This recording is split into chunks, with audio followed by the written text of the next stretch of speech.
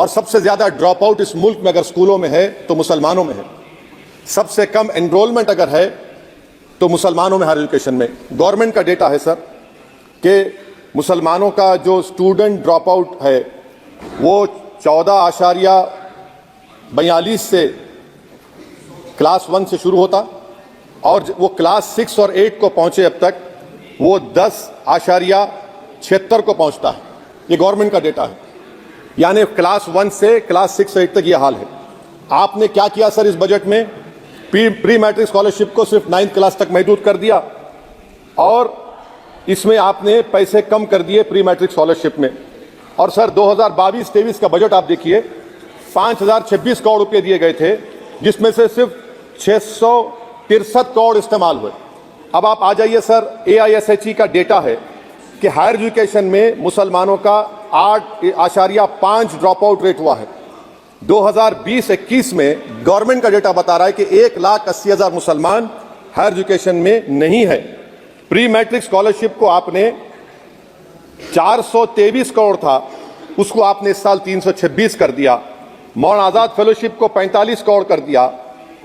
MCM जो 44 करोड़ था 33 करोड़ कर दिया। बताइए, जो सबसे ज्यादा जिसका कम्युनिटी का ड्रॉप आउट रेट है और जो हायर एजुकेशन नहीं, उससे आप ये बर्ताव करते हैं। सर दूसरी बात यह है कि हम ये देख रहे हैं कि 10 साल में इस सरकार में कोई हद नहीं छोड़ी है गलत हुक्मरानी की, नफरतों को भड़काने की, कोई हद नहीं छोड़ी गलत फहमियों को फैलाने की, और कोई हद नहीं छोड़ी इस मुल्क के अवाम नास को तर्क करने की। इस 10 साल में हमने क्या देखा सर? जमहूरियत हमारे वतन अजीज की को बचाना बहुत जरूरी है, ये गरीबों के लिए और कमजोरों की एक बहुत बड़ी ताकत है। मगर 10 साल में, 9.5 साल में क्या हुआ? सिर्फ एक शख्स को मजबूत कर दिया गया, एक मजहब को मजबूत कर दिया गया, एक आइडियोलॉजी, एक नजरिए को मजबूत कर दिया गया, एक शनाख्त को, सब शनाख्त के आगे दूसरी शनाख्तों को मिटाने की कोशिश की गई, एक जबान को मजबूत कर दिया गया। तो हमारी जमहूरियत तो खोखली हो चुकी है।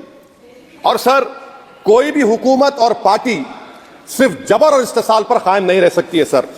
दूसरा पॉइंट सर जो मैं आपके सामने अर्ज करना चाह रहा हूं, CAA के कानून के ताल्लुक से मरकजी एक वजीर ने अखबार में बयान दिया कि हम 8 दिन में करने वाले हैं। आप 8 दिन में करेंगे, 8 दिन में एहतजाज शुरू होगा मुल्क के कोने कोने में। आप CAA को मजहब से खत्म कर दीजिए, मजहब से जोड़ेंगे तो आपका इरादा बुरा है। आप भारत की अक़लियतों को, भारत के मुसलमानों को, दलितों को आप परेशान करने का आपका इरादा है।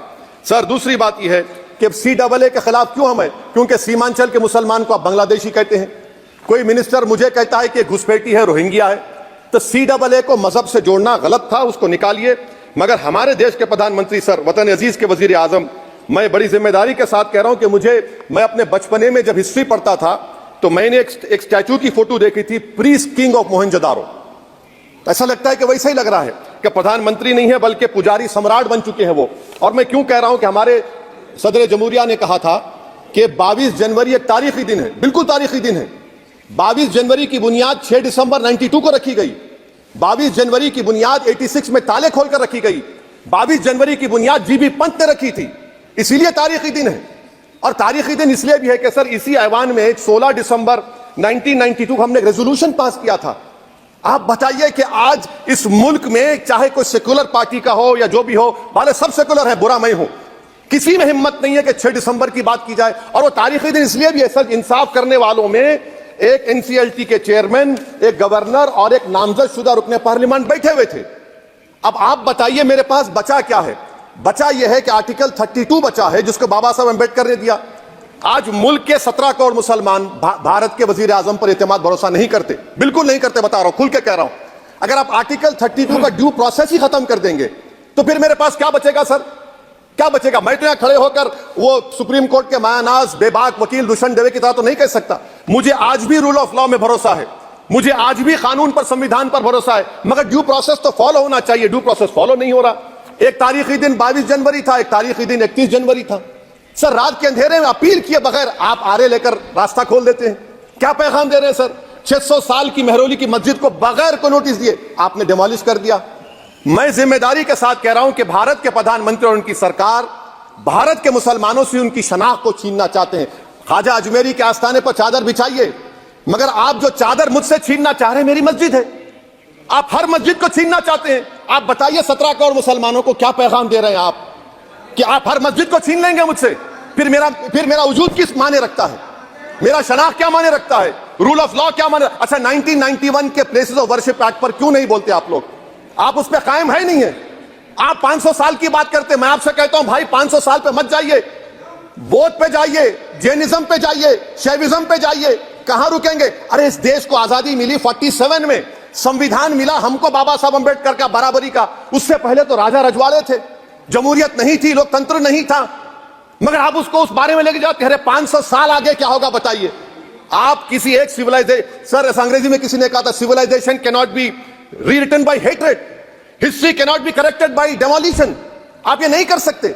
और मैं उम्मीद करता हूं कि जब मौर्ख तारीख लिखेगा, नरेंद्र मोदी इस मुल्क में तारीख लिखना चाहते हैं। क्या तारीख लिखना चाहते हैं? कि मैंने इस देश को, गांधी अंबेडकर के देश को मैंने हिंदू राष्ट्र बना दिया। मैं उम्मीद करता हूं कि हमारे भारत के हमारे हिंदू भाई देश के प्रधानमंत्री की सोच को नाकाम करेंगे। उन पर है, अब देखते हैं क्या होता है। सर नेबरहुड फर्स्ट की पॉलिसी है।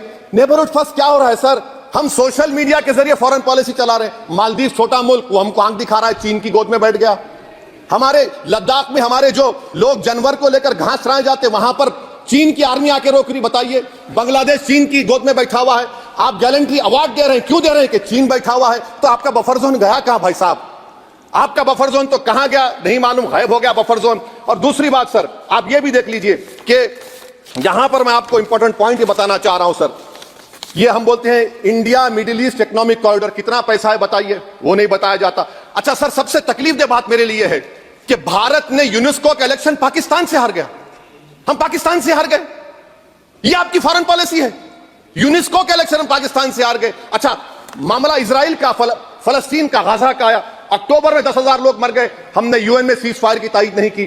दिसंबर आया 20,000 मर गए, तो हमने तायीद कर दी। क्यों तायीद की? क्योंकि ग्लोबल साउथ को हमको फॉलो करना पड़ रहा। भारत ग्लोबल साउथ को फॉलो कर रहा है। मेरे लिए तकलीफदेह बात है। चैनल को लाइक, शेयर एंड सब्सक्राइब करें और बेल आइकन दबाना ना भूलें।